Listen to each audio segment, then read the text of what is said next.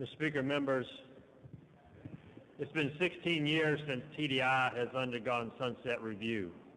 TDI deals with insurance, which is involved in our constituents' lives every day.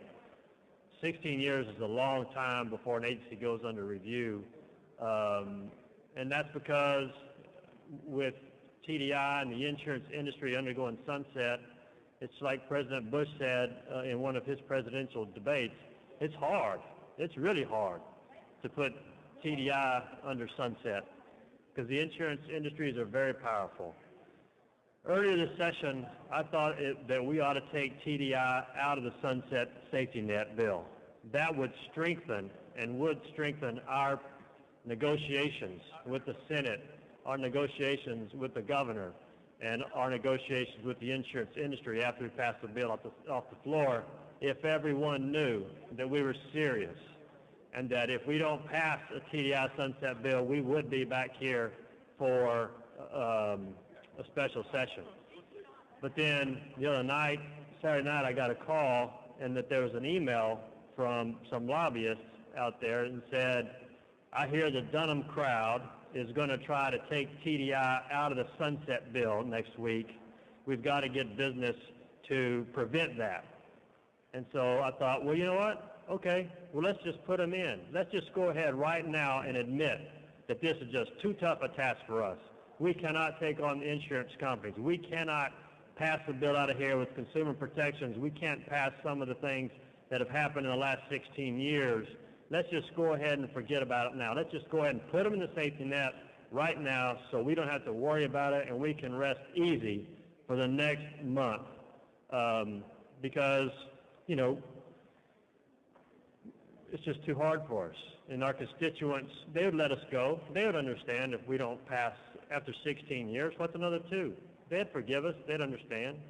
And so my concern is if we get any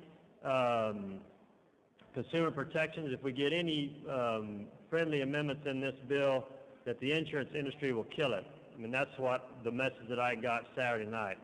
And so let's just go ahead and admit that let's protect them and let's put them in the sunset safety net so we have no negotiating power from now on. Mr. Speaker. For what purpose, Mr. Smithy? Will the gentleman yield? Gentleman yield? Yes, I yield. Craig, I just want to make clear that we all know what your amendment does and why you're doing it. And this bill is, Mr. Isett's bill is the bill that eventually will be the vehicle to say what agencies will survive even though the sunset bill doesn't pass. Correct. And so commonly known as the sunset safety net bill. Yes. So that if the governor vetoes the sunset bill of the agency or conference committee doesn't get a bill passed by both houses, it would still continue in existence in exactly the same form with no change. Now, I detected some tongue-in-cheek in your presentation, and I gather that even though you are up here offering this amendment, you are going to vote against your own amendment. Is that correct? Yes, I am.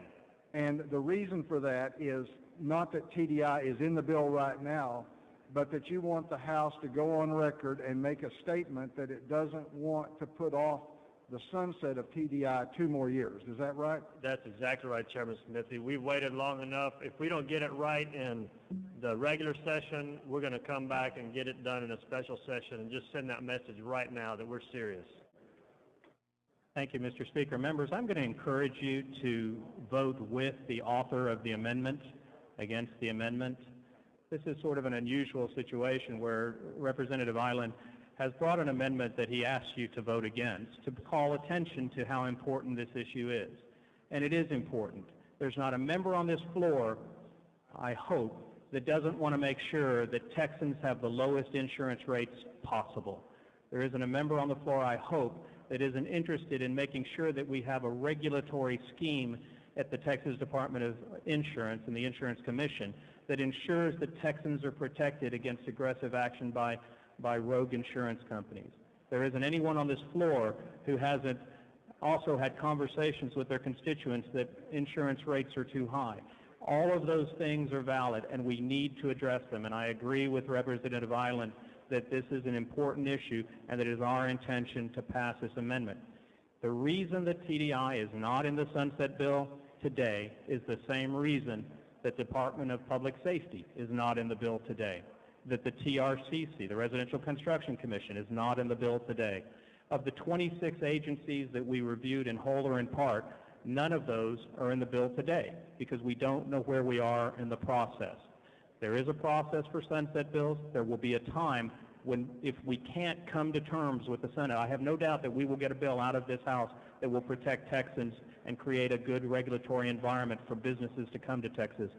But this is not the time to take them out and say we give up. I agree with Mr. Eiland on that regard. But there may be a time, and you need to think about it, where we may have to say, if I could just finish, please, there may be a time if we can't work a deal where we will have that conversation about whether or not we leave here that in a position where Texans are not protected. So I'm going to ask you to vote against the amendment. The question is on the adoption of the Eiland Amendment.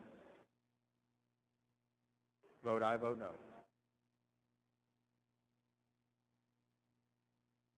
It's a record vote. Close the vote.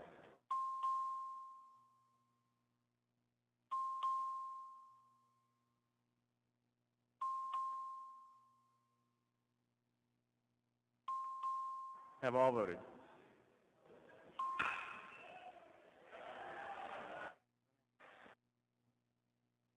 Being 0 ayes and 131 nays, the amendment fails to adopt.